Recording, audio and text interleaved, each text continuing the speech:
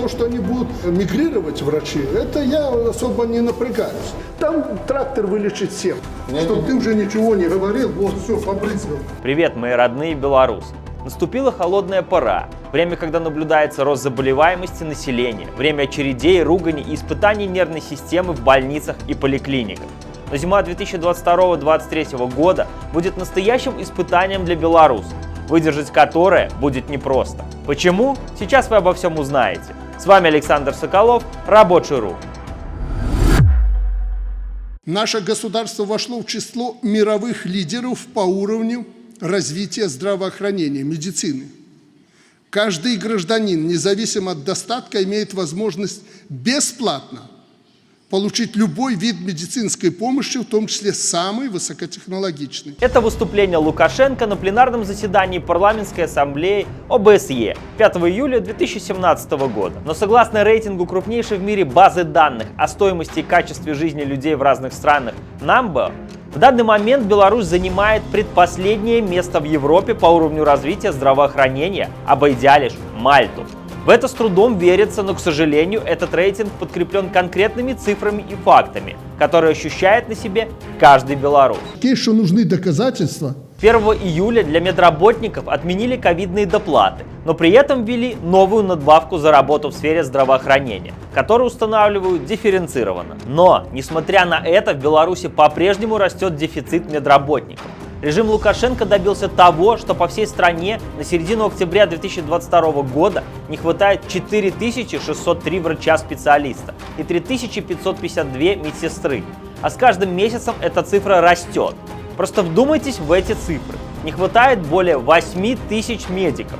А куда исчезают белорусские врачи? И в чем причина? А я сейчас вам покажу. Причин несколько, и все они обоснованы. Основная причина – это низкая заработная плата. И чтобы хоть как-то обеспечить себя и семью, многие работают сверхурочно, берут дополнительные ставки, устраиваются на несколько работ. Это приводит к быстрому профессиональному выгоранию. Как результат, врачи начинают относиться к работе спустя рукава.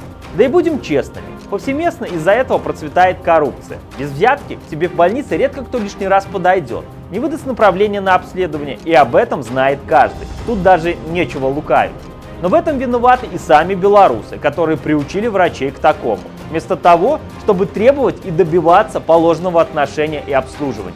Врачи – это обычные люди, которые хотят путешествовать, дать хорошее образование ребенку, иметь хорошую машину и квартиру. Но режим Лукашенко так не считает. Потому, не видя перспектив, врачи уезжают за границу. Ведь в большинстве европейских стран зарплата у врачей стартует от 2500–3000 тысяч евро. Как минимум, это достойно. Все хотят хорошую зарплату. Еще одна причина отъезда медиков – рабочее рабство, отсутствие перспективы и нормальных условий труда. В поликлинике после того, как врач отрабатывает смену на приеме, частенько надо ходить с визитами по квартирам. А в больницах из-за нехватки врачей приходится работать за двоих. После того, как отдежурил ночь, приходится еще работать целый день в отделении, то есть около 32 часов подряд. Ну и какого отношения к себе и какую качественную медицину мы хотим в таких условиях? Кроме того, самое главное для режима – это статистика, показуха по-простому, а не качество и результат. Вспомните, как в период ковида вранье звучало на всю страну, без всякого стыда, когда цифры по заболевшим и умершим пытались скрыть и брали с головы. Никто от коронавируса в нашей стране не умрет, я публично об этом заявляю.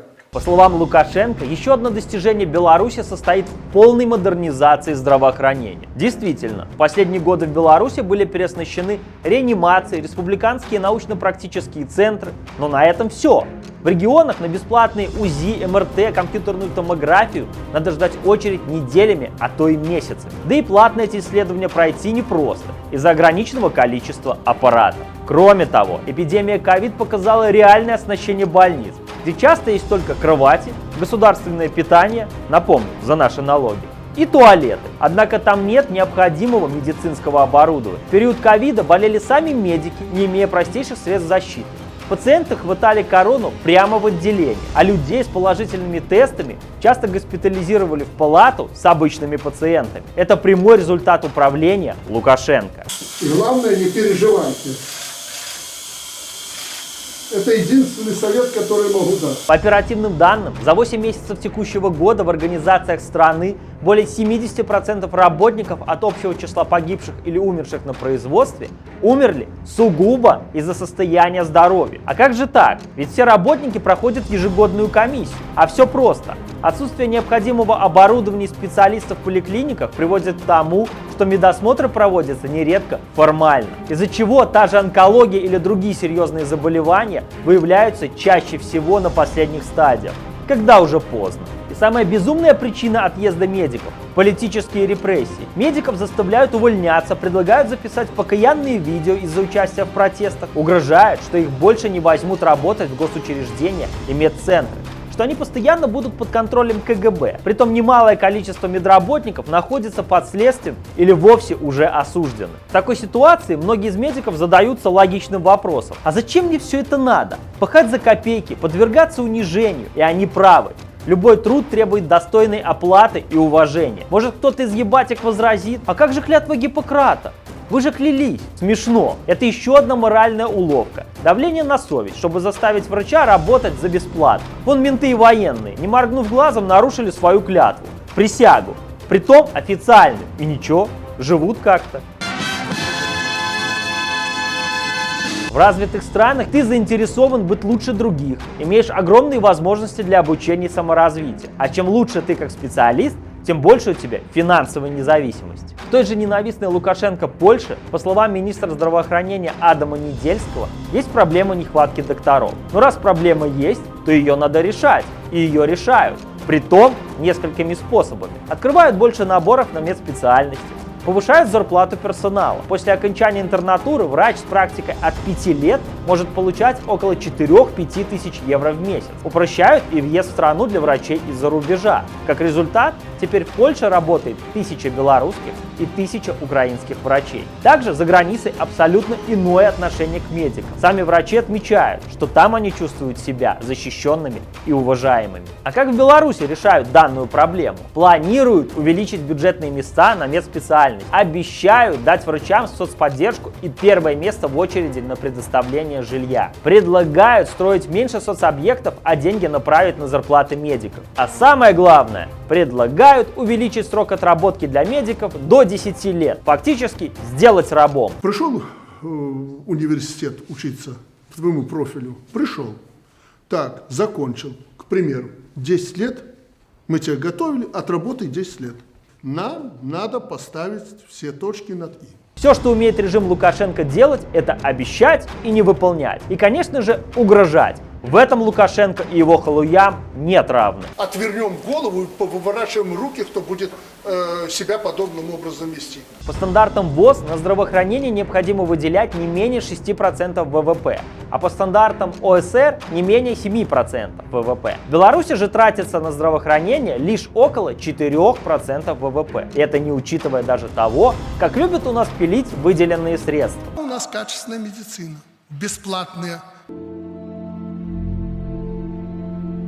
Все больше в Беларуси развиваются платные услуги в государственных учреждениях здравоохранения, а пациенты фактически платят дважды за формально бесплатные услуги. Сначала в виде налогов, а затем в виде платы за обследование или консультации. Но, по словам Лукашенко, в Беларуси обеспечен практически равный доступ населения к объектам здравоохранения. Поэтому, в отличие от некоторых государств, здесь не бывает такого, что под забором умирает человек, если у него нет страховки. Ну да, человек умирает не под забором, а в бесконечной очереди на прием к врачу. На данный момент все идет к тому, что лечить белорусов скоро станет просто некому.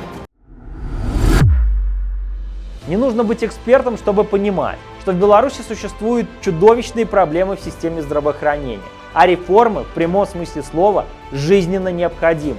Своим отношением к медикам Лукашенко просто-напросто вернет Беларусь в средневековье, где подорожник и бабушкины травы станут передовыми медикаментами. Нельзя этого допустить. Подписывайтесь на наш канал, вступайте в рабочий рух и рассказывайте о нас своим родным и знакомым. Объединившись, мы сможем победить диктаторский режим, получить свободу и уважение, реформировать систему здравоохранения и вернуть в страну ценных специалистов. Белорусы должны жить и быть здоровыми. Живе Беларусь!